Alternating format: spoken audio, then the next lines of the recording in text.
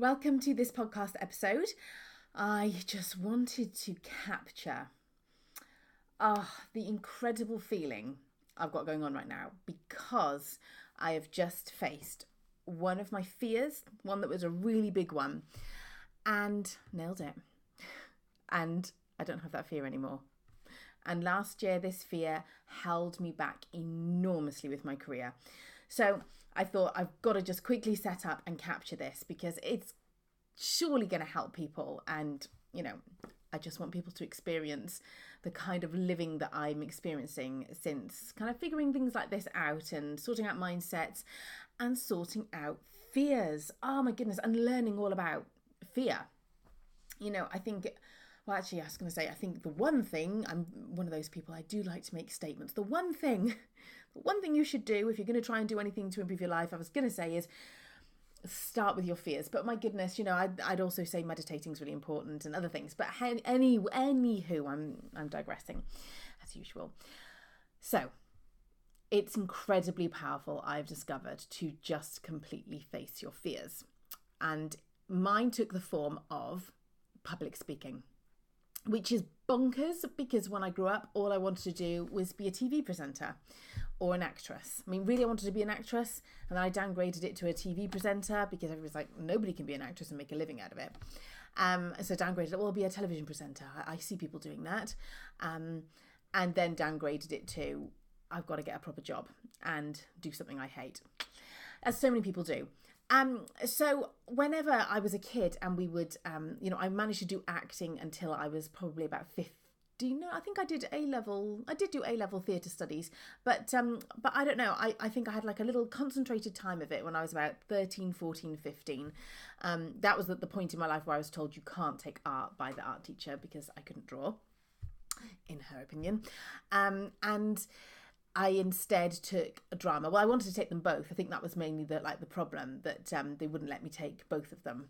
Maybe there was a schedule clash or something. But anyway, I was taking theatre studies and I was doing a little weekend. What's it called?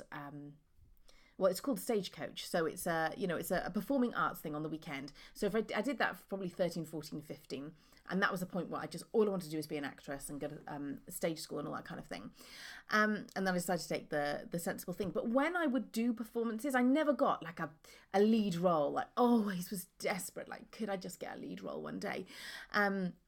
I suppose I sort of did in one, maybe my last one. But no, I mean, for years, I would just always be overlooked and given like one line in the whole of the school play and feel awful. But I was the kid that was backstage going, I can't wait to get on stage. Well, everybody else is going, oh, I'm so nervous, I can't do it.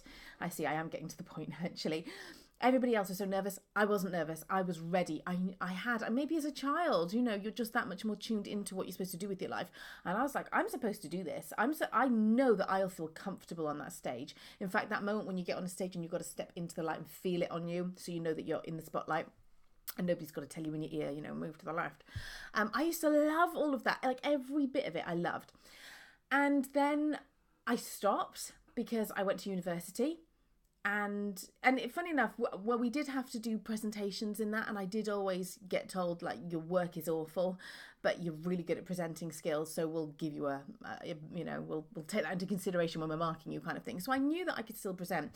And it's strange. I think it's just motherhood. I think becoming a mum and and I decided to be a full-time mum. I knew that's what I wanted to do with my life. I knew that was going to take a load of time out. And I think taking that time out of having to be around adults doing something professional, combined with something else. Oh, I've forgotten it now. But basically, that's the main thing. Stepping out of having to talk in a meeting, deal with people even. Oh, yes, combined with the fact that I then decided, well, about 5 or 6 years into being a full-time mum, that I was going to pursue art. I then completely pulled myself away from society even more by being able to go, oh, this is wonderful. I know I'm outgoing, but I'm an introvert. So I'm an outgoing introvert, and I get to really just wallow and bask in my introvertedness. I can work on my own. I can be a little artist in the studio and be a mum. And I've made my mum friends, and I've been really lucky there to just kind of meet a group of mums when I was pregnant, and they became my mum friends. So I really didn't have to step out of my comfort zone for like 8 years. And then last year I started getting loads of people asking me to do talks, because obviously, I've got a story which is inspiring, and it does help people. When people listen to it, I always get, like, when people listen to me one-to-one or in a small group, I always get that feedback. I'm aware. So obviously it's natural that people would say to me, please, can we interview you for something? And the whole of last year, whenever I was asked to do an interview or a workshop, I would get that feeling, that knot in my stomach, in my chest of just, I can't talk in front of people. I can't do it. And then I just believed that story. So that then just became a belief of, oh, I'm afraid of public speaking. And in fact, I think the thing that I pinned it on and made that decision that I can't do this was when I was pregnant with my second child, and I got asked by one of my closest friends to read at her wedding, just like a small paragraph. And I just couldn't get over how my reaction was, there's no way I can do it. There is no way. I had all this crazy fear, absolutely, just ran away with itself. I was like, I'll trip over on the way up to the mic. I'll get the kind of the breathing thing that started to happen when I did have to speak in front of people. I would get this crazy breathing thing where I would literally think I'm actually not going to catch my breath. And I would kind of literally go, on the microphone. And you do that once and it's enough, or it was enough to make me, sorry, something's falling down, to make me kind of freeze and just think, never experiencing that again. And so got to last year, loads of people asking me to do talks. And I spent the whole year going, oh yeah, no, I will. I'm not ready. I'm focusing on other things. And really, I really believed it. I really believed I was focusing on other things in the business. So I didn't have time for this. And I knew, thankfully, this, just one of these like divine moments. I'm not sure what came over me at the time, but this incredible thing had happened that gave me a little nudge to go, you should be doing public speaking, Kia, and you should face this situation. And it was because I just went to a little learning event at my local art at my local art gallery, and it was all about professional stuff about being an artist. And we were told when we got there that one of the things the lady was going to talk about was presentation skills, so talking in front of people, and that when she started that bit, she said, right, I'm going to offer to coach 3 people on the spot for just like a couple of minutes, hands up. Now, I have always been, since I was literally 4 years old and at school, the kid who, when they say hands up, I'm like this, I can't put my hand up, I'm frozen, but please just pick me. And I would always get overlooked, probably because I probably looked like there was something wrong with me. Probably looked like I needed the toilet. Pick me, but don't make me put my hand up. And yet, at this I keep calling it exhibition, at this art gallery, in this moment when the lady said, right, hands up, it went up on its own. And I got coached on the spot, and it was the most incredible experience. I went from speaking really fast, my breath getting all funny with the nerves, completely and utterly feeling out of my body, absolutely, horrible physical reaction, to, within 5 minutes, delivering this sort of little talk, this like couple of a paragraph of words that I'd been told to go and write, delivering it. Well, someone said, I don't know how good it was, but someone said that was on a par with like an Obama kind of delivery. And I'm like, what? And everybody, and the teacher said, I've not seen someone improve that quickly for a long time. You've really improved really quickly. Like, you can do this. So I then, of course, my mind went, right, until you can book this lady in one-to-one and get training, you're not ready. And so whenever anybody asked me last year, I'm not ready. I've got to do this thing, and I'm other priorities, what have you. And then I got to the end of this year, and I think then I had this whole huge year last year of self-development, which I obviously was not expecting. I did not expect to oh my goodness, for my life to take me where it took me last year. And it just became so glaringly obvious by the very end of last year, sort of when you're, sorry, that's me squeaking my shoe across the floor. I don't know why I keep doing this to my ear. My ear's fine. Why am I too attention to my ear? Sorry, it's probably really bad of me to do that on a film. But anyway, so I used that as an excuse. And by the end of last year, I had an absolute knowing from all the reactions I was getting when people would just ask me just a simple question, like at a party, what do you do for a living? And I'd be like, oh, right, well, I'm an artist, or how do you do that? Oh, well, actually, I've only been doing it for a few years. And anyway, as soon as the conversation opens and something is tapped into, either the chronic pain, getting over that, or being told I couldn't do art, doing that, the fact that I have a really big Instagram audience, it's perceived to be, I always feel awkward talking about that and talking about it because it makes it sound like I think it's important when I don't think it's important. However, I also acknowledge how having a good size audience opens doors. So forgive my awkwardness around that subject. And so, well, yeah, as soon as any of these things come in conversation, people are like, wow, I wasn't expecting you to say that. I thought you'd just say you worked in an office or something, but this is like really inspiring. And so, yeah, I knew by the end of last year, I've got to do talks. I've got to share this. I can help people. My story might help people in many ways. I think mostly through going, if you can do it, there's no reason why I can't do it. And here are some of the steps you took to do it. That's so often the case. We go, well, you're kind of where I want to kind of be. You've sort of done some things that scare me or that seem completely impossible to me, or I have no idea how to do it, and you're willing to tell me your route that you took to get there, that's incredible. And the fact that I feel absolutely in my core that's what I'm here to do, then it became hugely obvious by the end of last year. I have just been playing small through fear, and I'm just doing myself and everyone else a disservice by just going, oh yeah, I'm not ready. I will at some point, but not now, and not doing anything about it. So, at the beginning of this year, I decided to do something about it. I think literally just after New Year's Day, I sent an email to the lady that did, Alison Brannigan is her name. I can give her your details if you need any presentation skills. I sent off an email and I booked her in to come and spend a few hours with me in my home, teaching me how to craft a talk, how to deliver a talk. I wrote a talk and I kept doing it for her, and she could tweak it and tell me what I'm doing that I'm unaware of. And that was just so good.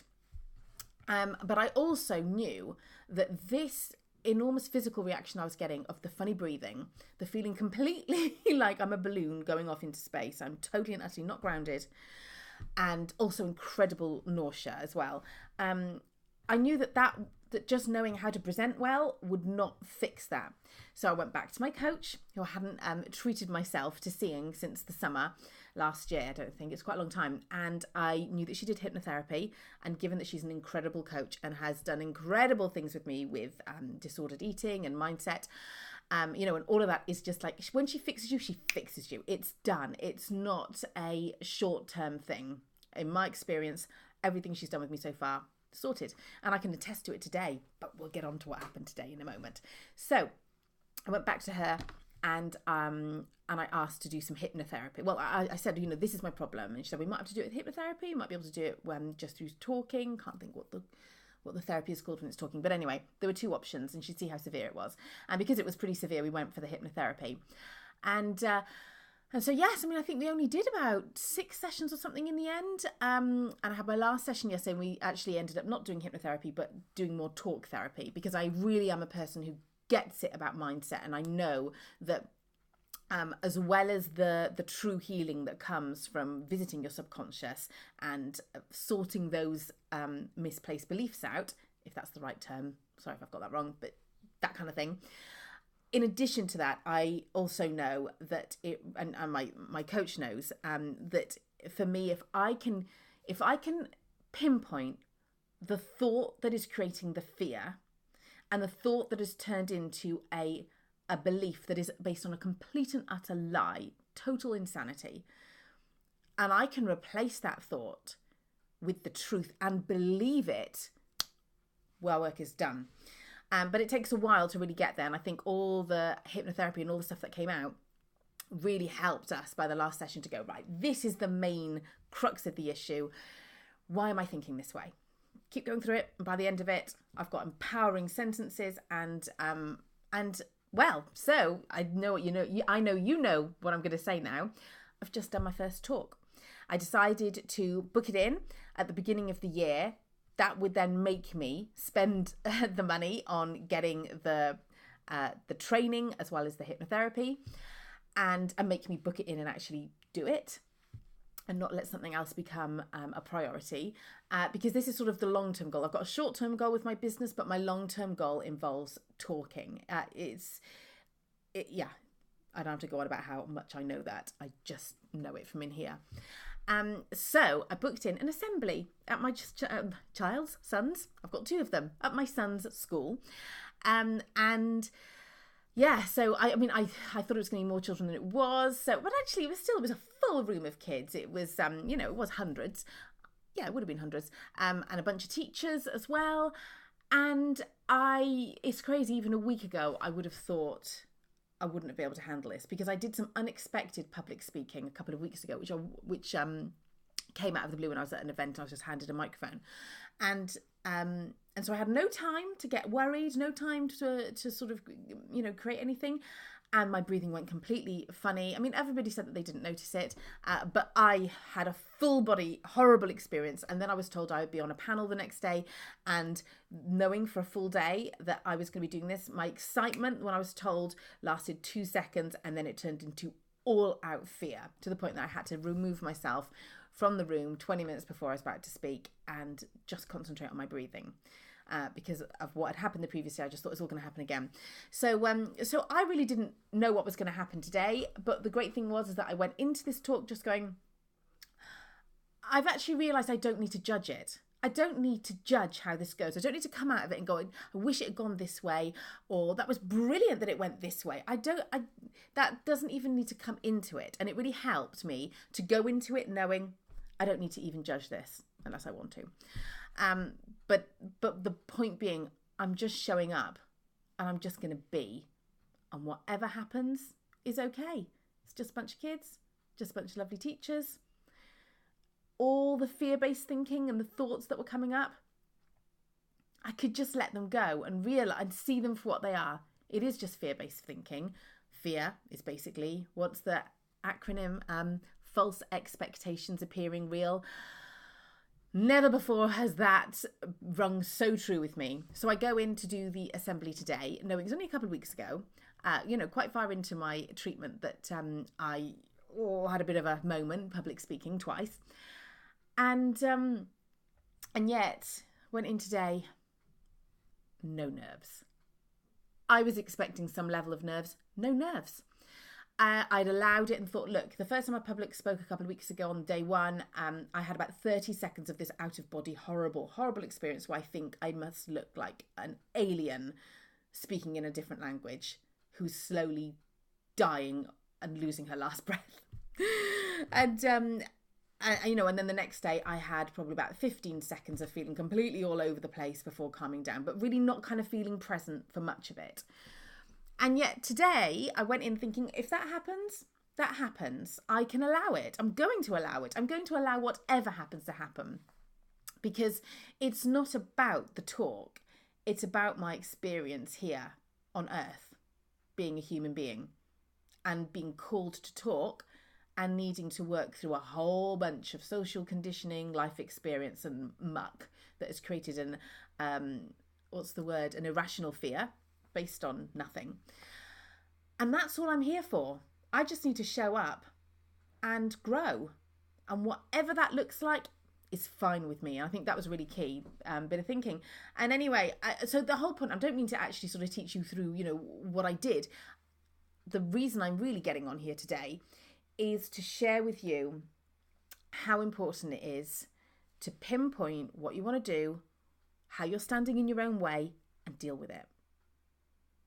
It's actually really quite simple, because I could easily have not done that today. easily have not done that, easily have not invested heavily in my personal growth by speaking to people and getting training and getting therapy. And I could absolutely, I wasn't even asked to do this talk. We just got an email out to parents saying, any parents have interesting jobs, want to come and do an assembly? And I've seen that email come in, for years. And I always go, I wish I could say yes, but there's no way I can. And so on the flip side today, I have stepped into what I've always had as the future version of myself in my head, and it felt amazing. That's really why I've made you listen for I don't know how many minutes now. 20 minutes, is it? To get to this point. But I think it's important to know the backstory. It felt so calm, so right, so good. It was all the things that on a good day when I'd be, meditating on it and thinking like, this is what it's going to be like. On a good day, this is what it was like. In fact, I'd say it was better because I had all my little notes, which I dropped on the floor. I'd numbered them and they went everywhere. And one of the teachers had to pick them all up and get them all back in order for me. So I had to start without any notes. And then when I got my notes, I got back into them. And then halfway through, I was just in flow. And everything that I wanted to say just came to me. And I can't believe I didn't even need my notes. I said everything that I wanted to say, and I said it in a better way because it was completely in flow. And that's how I've always imagined that I would do public speaking, not needing notes, being in flow. But I just had no idea how I would get there. But you don't have to know, I suppose. You don't have to have proof. You just have to sometimes invest in yourself, do the necessary bits so that you are giving yourself the self-care that you need or the training that you need to feel like I've done the necessary things to feel like I can do this. But then it's a case of just jolly well doing it. And it felt so good. I am just going to go and book in another talk now. I've had a few other people ask me to do talks. I'm booking it in. I can't wait. It felt amazing. But my goodness, all it took was just recognizing it. And what if I hadn't have done that? What if I was still doing work that I like doing, but not ultimately working towards what I really want to do through fear? It's not worth it, guys. We live once. Well, that's debatable. But in this lifetime, if we have others, life is only so long. And what's the point in being here, playing small? All these unconscious agreements we make with people to play small. I won't make you feel uncomfortable. Don't make me feel uncomfortable. Don't go stretching yourself, because that'll be a mirror to me that I'm not doing it to me. We make these unconscious agreements and we don't have to. We can actually just step into our own light. And I wanted to record it when I'd just done it so I can share with you so clearly, hopefully, how it's worth it. And I've got this new app on Twitter, this new account that I'm following on Twitter. I can't think what it's called actually, but it shows you the percentage of the year that's gone. And I was really surprised when we got to the end of January and it was something like, we've done 9% of the year already. I was like, what? I'm still writing my plan, my strategy for the year, and I've lost almost 10% of the year. That's insane. Is that right? Or was it the 1st of February? Doesn't matter. You get the idea. Today is something like 17% of the year has gone as I sit here on, I've got no date. I think it's like the 6th of March, maybe. And it feels incredible to be just 2 and a bit months into the year. And I have pinpointed the biggest goal I have for the year, which is to be starting on the public speaking journey. I have recognised what I need to do to get there, and I have done it. I've welcomed it in, and I've booked the first talk, and I've done it, and I nailed it, and it feels amazing, and I can't wait to continue. All of that in just 2 months of the year. And yet this time last year, I was making no effort to move on. And I spent a whole year not doing what I really wanted to do. So, I don't know, does that resonate? I hope it does. Because you really don't need to live small. Fear is imaginary. It's imagined stuff. And there are people who can help you. I can give you my coach's details. Her name is Jacqueline Hurst. That's the lady that I saw for the hypnotherapy. And if you open your heart up for doing this kind of stuff. It's amazing how other things just come in. My husband did a talk, booked a guy in for a talk where my husband is working, and this guy came in and did the most phenomenal talk. And I said to my husband, can you ask this guy that did this phenomenal talk? I don't know what my question was. Something about public speaking. I think, did he get training anywhere? Because his storytelling is absolutely incredible. And I'm like, okay, I've got someone to help me with the fear. I've got somebody to help me with the presentation skills.